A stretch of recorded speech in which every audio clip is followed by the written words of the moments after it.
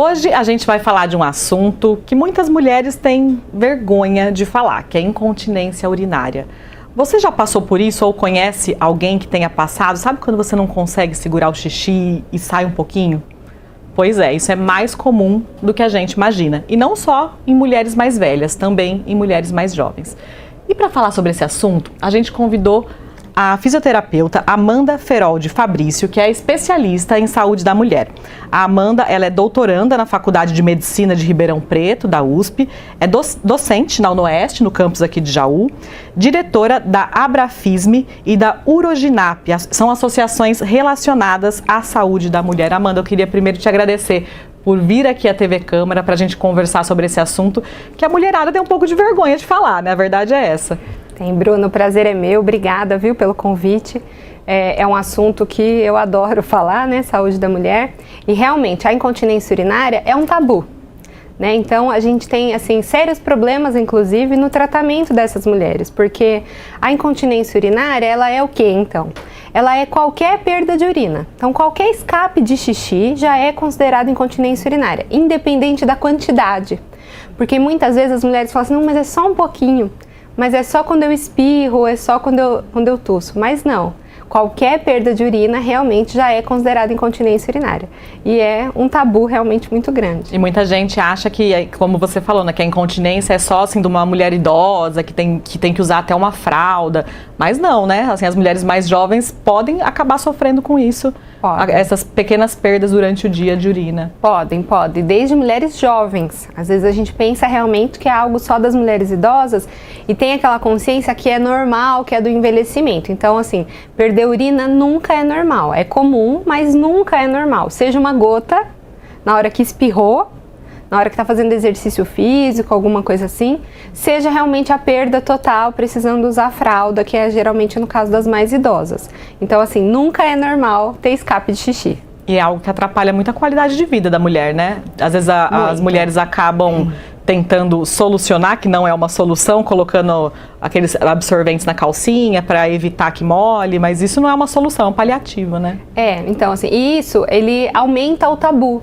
Porque as mulheres que começam a perder urina em quantidade maior, elas param, por exemplo, de ter evento familiar, evento social, ela para de ir na igreja, ela para de fazer exercício físico, ela para de ter esse convívio social pelo medo de perder urina ali na frente de todo mundo, né? Então isso gera, inclusive, um comportamento de isolamento. Essas mulheres começam a ficar isoladas, mas eu sempre falo, né, para as minhas pacientes assim, conversa com as suas amigas. A partir do momento que ela entendeu que não é só ela, e ela começa a comentar com as amigas, com a irmã, com a mãe, com as primas, ela vai ver que a maioria perde, na verdade não conta pra ninguém e fica passando por isso sozinha, achando que é só ela no mundo que tem escape de xixi. E infelizmente é realmente muito comum. Por isso que a gente tem que falar sobre isso, para elas entenderem que não é normal ter escape e que tem solução. E para a gente conseguir entender sobre esse problema do escape, do xixi, queria que você mostrasse para a gente como é que funciona o nosso assoalho pélvico, né? Porque as mulheres, muitas delas, não têm o conhecimento do próprio corpo, né? Não sabe como é que funciona, como é que são as estruturas do nosso corpo. E acho que é importante a gente fazer esse papel educativo, né? Eu vou só, então, antecipar um pouquinho assim, né? Que a gente tem a incontinência e a gente tem principalmente 3 tipos. A incontinência de urgência, que é aquela que a bexiga enche e você tem que correr para ir no banheiro, senão perde urina. Tem a incontinência de esforço, que é quando você espirra, quando tosse, quando está fazendo atividade física, quando pula, que você sente que escapa, quando dá muita risada, que daí escapa. E tem a incontinência mista, que é quando acontece essas duas situações, de urgência e de esforço. A gente tem outras classificações também, né? Incontinência, por exemplo, coital, que pode acontecer durante a relação sexual, e elas têm diferentes causas. Tá? Então, a mais comum é a incontinência de esforço, que está relacionada diretamente com o assoalho pélvico. Então, vou explicar aqui para vocês. Deixa eu tirar aqui a pelve, né? Então, a gente tem aqui o quê? A gente tem a pelve, que é a famosa bacia, tá? tá? Então essa parte branca, né, são os ossos aqui da bacia, e daí a gente está olhando como se a gente estivesse olhando uma mulher aqui por cima, aqui por dentro. O que a gente vai ter aqui, né? A gente tem aqui o útero e a bexiga. Então o útero, Dá uma né? inclinadinha aqui só pra gente mostrar melhor. Aí. Então a gente tem o útero, né? Na frente do útero aqui embaixo a gente tá a bexiga. O que está segurando todas essas estruturas? Tanto os órgãos pélvicos como os órgãos do abdômen, todo esse peso das vísceras. Os músculos do assoalho pélvico. Então, se eu virar aqui, ó, a pelve e a gente olhar aqui por baixo, ó, tudo isso que está em vermelho são os músculos do assoalho pélvico. Que são músculos com estruturas muito semelhantes aos músculos da nossa perna, músculo do braço. É a musculatura esquelética que a gente chama. Então, eles estão aqui para quê? Para suportar o peso desses órgãos, para trabalhar com a nossa continência, ou seja, quando a gente não perde urina, nós somos continentes. E isso é para urina, para fezes e para gases. Né? Então esses músculos eles trabalham também para manter fechadinho o esfíncter para a gente não perder. Na mulher está envolvido no trabalho de parto e tem relação também com a saúde sexual, tanto para a mulher como para os homens. Na parte de incontinência também relacionada para os homens. Os homens também têm esses músculos, né? Porque fica parecendo às vezes que só as mulheres. Todos nós temos. Se eu tiro aqui, ó, os órgãos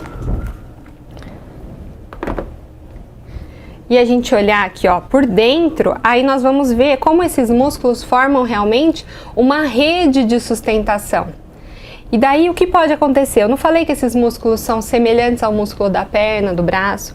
Se a gente para de fazer exercício, o que acontece? Fica a gente fraco. Faz academia um tempão e para. O que acontece? Você fala, nossa, perdi tudo que eu fiz. Perdi tudo. Então, o que acontece muitas vezes é que primeiro que a gente não sabe que isso aqui existe. Né? São músculos que a gente nem imagina que tem.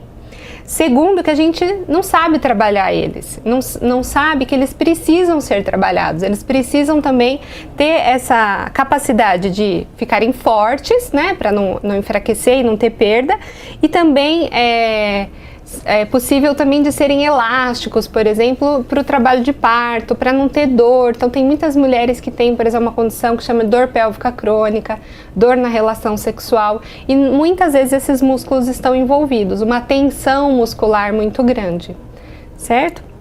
Então, aqui, né, estão os nossos músculos, e daí na incontinência urinária, o enfraquecimento dessa musculatura é que pode gerar o escape de xixi. E por que esse enfraquecimento acontece? Existem alguns fatores. Um deles é sim o envelhecimento, né? Então, assim, o envelhecimento, assim como a gente enfraquece braço, perna, né? Tem esse enfraquecimento, sim. A gestação, ela também envolve por conta do aumento de peso sobre esses músculos. E daí eu já trago um outro fator de risco, que é a obesidade. Então, a obesidade também, porque aumenta o tanto de peso que essa musculatura tem que sustentar. E pode ter o escape, né, do xixi, e a via de parto, né? Na verdade, tem muito mito sobre o parto vaginal, né, que é ele que pode dar incontinência, mas na verdade são as intervenções que acontecem durante o parto. Então, o pique, o uso de fórceps, né, um parto mais instrumentalizado, que realmente tem o pique é aquele corte na musculatura, então isso pode gerar. Nem sempre a via, se é cesárea ou parto normal. A literatura mostra que não tem até tanta diferença, é mais a intervenção durante o parto que vai predispor para você ter alguma disfunção do assoalho pélvico, entre elas a incontinência urinária. Amanda, você comentou que homens também podem sofrer de incontinência urinária, mas a gente vê que nas mulheres costuma ser mais comum a gente ouvir esses relatos, né? Tem a ver com essa questão da gravidez e tudo mais, ou a própria estrutura do corpo da mulher já favorece, digamos assim, a ter esse tipo de problema? No homem, é muito comum eles desenvolverem incontinência urinária pós-prostatectomia. Então, tem câncer de próstata, tem a raspagem, a retirada da próstata e desenvolve incontinência urinária, mas que também tem tratamento. Nas mulheres, está associado ao estrógeno, né? Então, a gente tem ali por exemplo, na menopausa, a gente tem a síndrome geniturinária, que é pela queda do estrógeno e pode, assim como tem a secura vaginal e tudo mais, você pode sim ter um mecanismo que causa incontinência urinária. E relacionada também com a gestação, como eu falei, né? Com o peso com a obesidade, e tem outros fatores de risco também, diabetes, até tabagismo é envolvido e tudo mais. Mas os principais mesmo são esses: idade, paridade, então o número de filhos que essa mulher teve, quanto mais gestações, maior o risco para incontinência, né? E também o envelhecimento relacionado também àquela fase da menopausa e da queda do estrógeno. É isso até que eu ia te perguntar, a partir de que idade é mais comum a gente ter esses relatos da perda de urina, né? Como a gente falou, isso pode acontecer em qualquer idade, inclusive em mulheres mais jovens, mas em via de regra, digamos assim, o que é mais comum a partir da menopausa? Ou não necessariamente? Essa questão da idade... Cada caso é um caso também, né? Cada caso é um caso. Depende de quantos filhos essa mulher teve, o estilo de vida que ela tem. Sim, mas assim, é mais comum sim em mulheres acima ali de 40 anos, os sintomas já da incontinência, mas foi como eu falei, assim, é ruim a gente estabelecer a idade, a literatura mostra isso, sim, mulheres mais velhas, mas tem muita relação com a paridade que eu falei, então com o número de filhos, o número de gestações também, mas ela pode acontecer em qualquer idade, mesmo em mulheres mais jovens. A gente tem uma síndrome também, que um dos sintomas é incontinência urinária, que chama bexiga hiperativa. E ela pode acometer crianças, adolescentes. Então, eu acho que gostaria de gravar na cabeça de todo mundo isso. A incontinência, ela acontece em qualquer idade, e gravar principalmente que não é normal. Escapou xixi, procura ajuda especializada, porque isso atrapalha a sua vida, né? Deixa, como eu falei, de você ter um convívio social, por exemplo. Você falou sobre a questão da gravidez e do sobrepeso, né, que acaba pressionando essa região durante a gravidez. Ou se a pessoa tem bastante sobrepeso, ainda assim, a gente não pode falar que é normal ela ter perda de urina. Tem como fazer uma prevenção, né, mesmo quando ela está grávida, fazer um exercício de fortalecimento, essa mulher estando grávida, por exemplo. Sim. Então, muitas vezes as gestantes acham assim, não, mas é porque eu tô grávida, é normal, depois que passar a gestação eu não vou ter mais incontinência. Nem sempre. Então, assim, na gestação, aumenta a frequência urinária. Como eu mostrei para vocês, o útero tá sobre a bexiga. Então, se ele aumenta e tem um bebê ali dentro, ele já vai exercer uma pressão sobre a bexiga. Então, essa bexiga ela não consegue encher totalmente de urina e já dá o desejo da gente fazer xixi, né?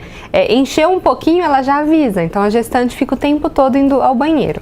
Mas, independente dessa frequência aumentada, perder urina durante a gestação é um sinal, sim, de que esse assoalho pélvico está precisando de atenção.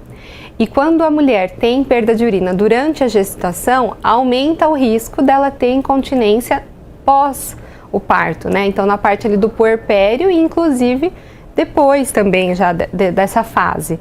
Então, na gestação, ela já trabalhar isso, tem como a gente, inclusive, tratar a incontinência durante a gestação.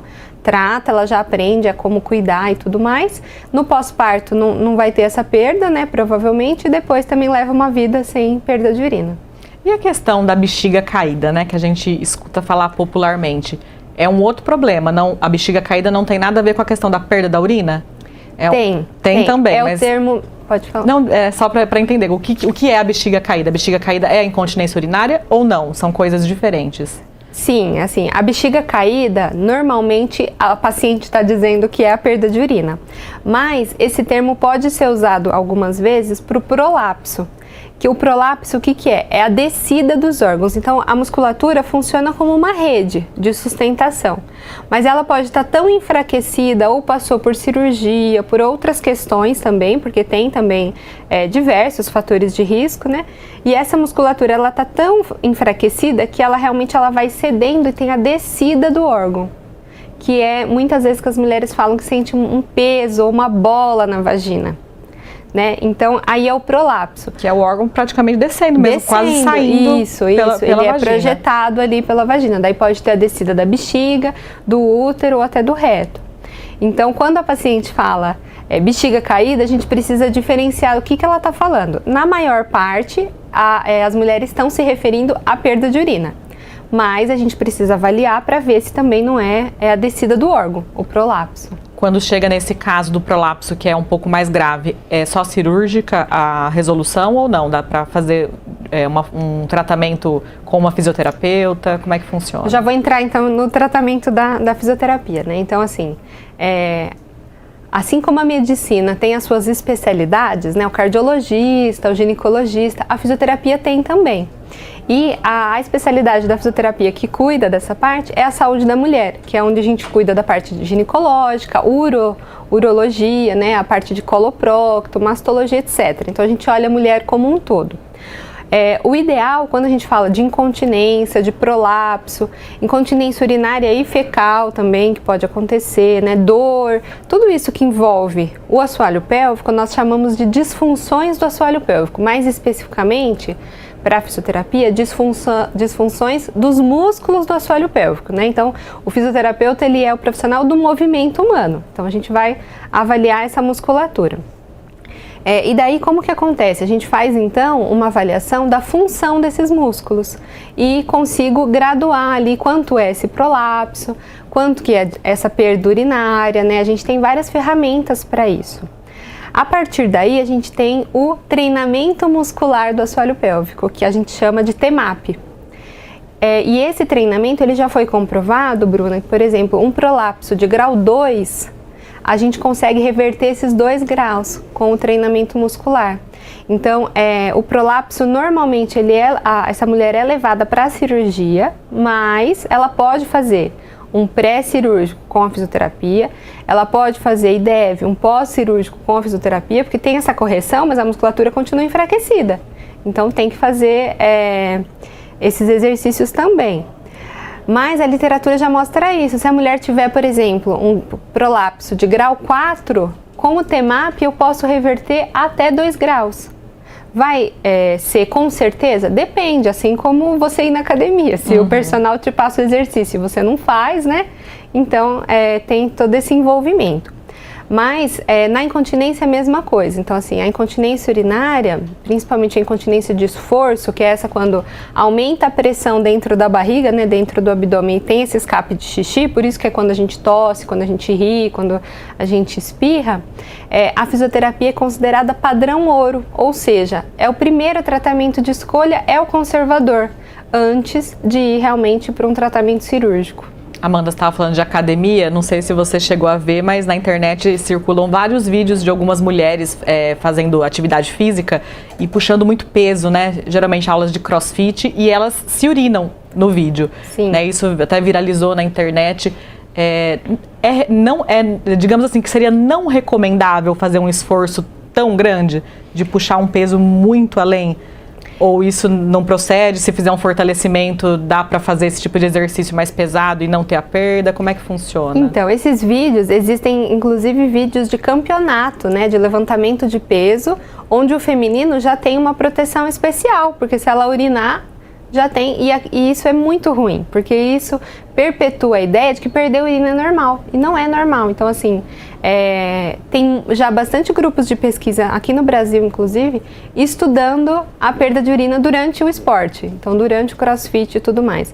Porque se a gente parar para pensar, uma pessoa que tem capacidade de fazer levantamento de peso de 200, 300 quilos, né, com a força dos braços e tudo mais, perder urina é muito grave, porque deixou de fortalecer também essa musculatura.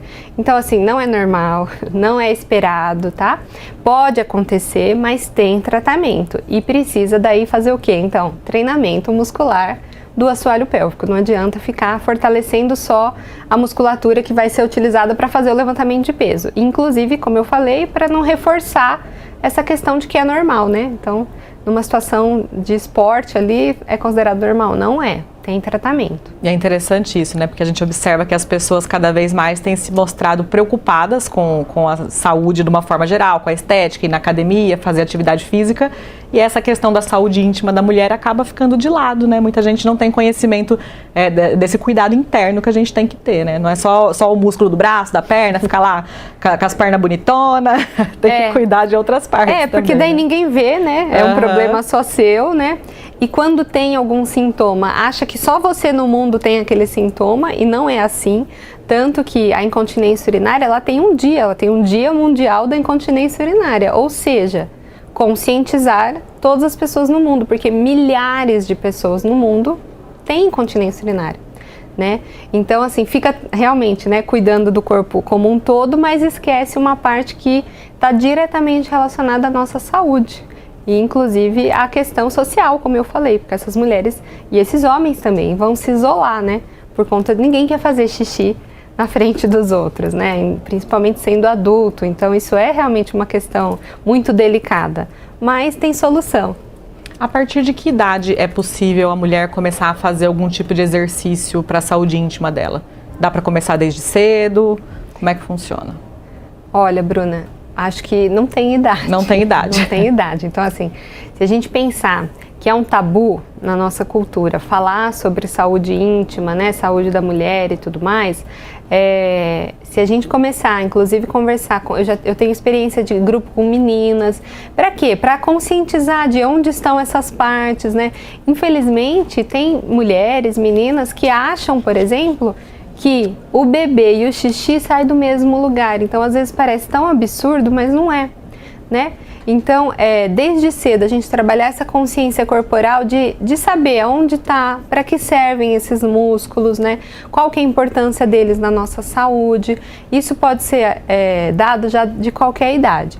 Mulheres, a partir ali dos 20 anos, na idade fértil, mais ainda, porque quando elas passarem pelo processo da gestação, vai aumentando essa consciência e elas vão estar alertas para qualquer sintoma, qualquer coisa estranha, conseguir identificar e procurar ajuda mais cedo, porque tudo que a gente conseguir prevenir, ou então já classificar ali cedo e já procurar ajuda, melhor, né?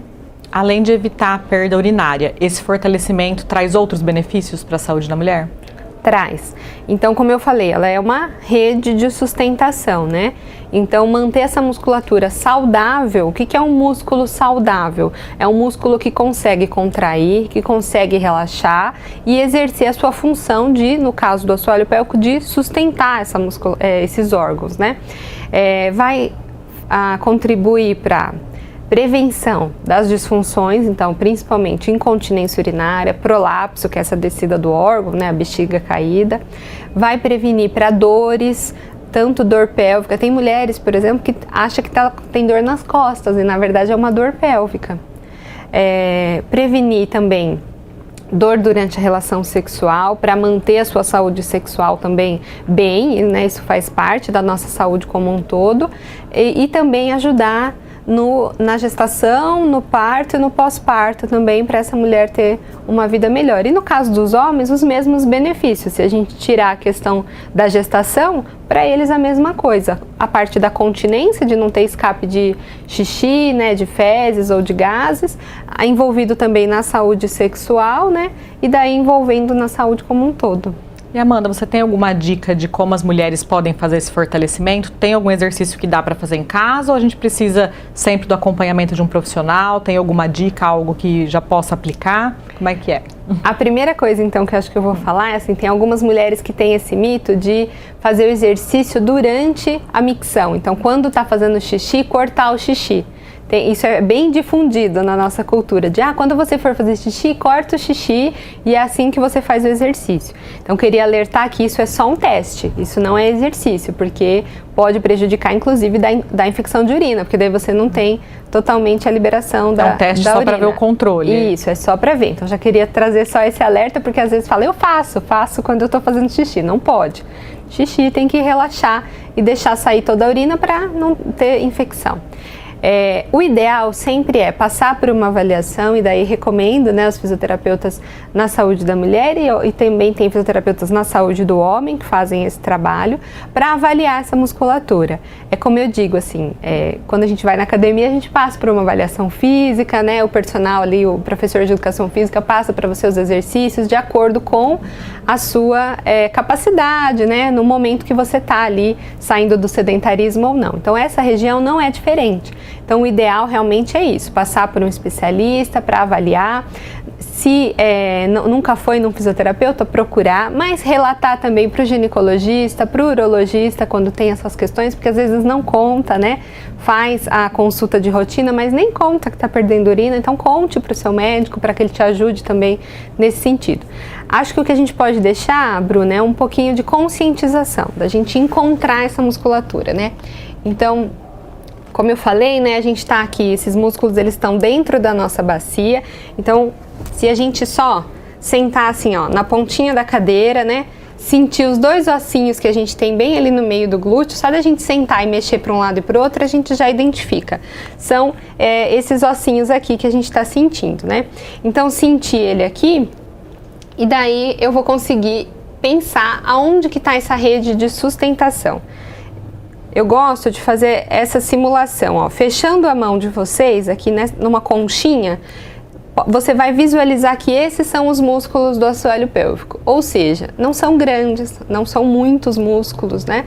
Então, quando a gente faz a contração, para a gente perceber onde estão esses músculos, a gente faz uma força como se estivesse segurando, apertada para fazer xixi e solta. Só de a gente sentir apertando para fazer o xixi e relaxando, a gente já vai ter a consciência de identificar onde eles estão, que eles existem, que eles estão aí. O que é importante diferenciar? Se eu fizer uma contração muito forte, eu vou levantar até o corpo. O que eu fiz aqui? Eu contraí o glúteo, então eu apertei, né, o glúteo e não contraí tanto essa musculatura. Então, por isso também a importância do profissional, porque ele vai te ajudar a entender para você contrair exatamente essa musculatura, porque não é tão fácil quanto parece. Mas eu acho que em casa dá para fazer isso, né? Acha ali os ossinhos, já senta mais retinha e tenta entender onde eles estão. Contrai, segurando, apertando como se estivesse apertada para fazer xixi e relaxa e sente esse espalhamento. E tenta comparar quando eu aperto, né, o glúteo e quando realmente eu faço só essa força para segurar o xixi, já vai dar uma boa consciência corporal para entender onde eles estão.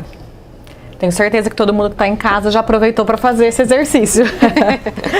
Amanda, eu queria agradecer muito a sua presença aqui na TV Câmara. Acho que é sempre importante a gente falar sobre assuntos como esse, desmistificar, né, e levar informação para a população. Queria deixar um espaço para você fazer suas considerações finais, dar seu recadinho. Eu agradeço muito o convite, Bruna. Vou fazer aqui um agradecimento ao Noeste, né, instituição onde eu trabalho, por ter cedido aqui a nossa querida pelve para trazer, para mostrar para vocês. E vou falar para a população para acompanhar a Abrafisme, que é a Associação Brasileira de Fisioterapia em Saúde da Mulher. Lá no Instagram vocês acham como Abrafisme, e a Oroginap é uma sociedade multiprofissional, então eu sou a única fisioterapeuta na sociedade, restantes são médicos, uroginecologistas, né, que também trabalham essa questão da incontinência urinária, e inclusive são associações que estão aí lutando para o Dia Nacional da Incontinência, para aumentar a conscientização. Então eu deixo como dica acompanhar essas sociedades para conscientizar cada vez mais, porque tem muito conteúdo para a população nessas redes. Obrigada, agradeço demais o convite. Obrigada, Amanda. Eu agradeço também a sua presença aqui com a gente na TV Câmara, acompanhando toda a nossa programação. E se você gostou dessa entrevista, você pode continuar assistindo ela no YouTube, no Facebook, que a gente posta tudo nas nossas redes sociais. Então não esquece de seguir a gente lá também. Um beijo e até a próxima!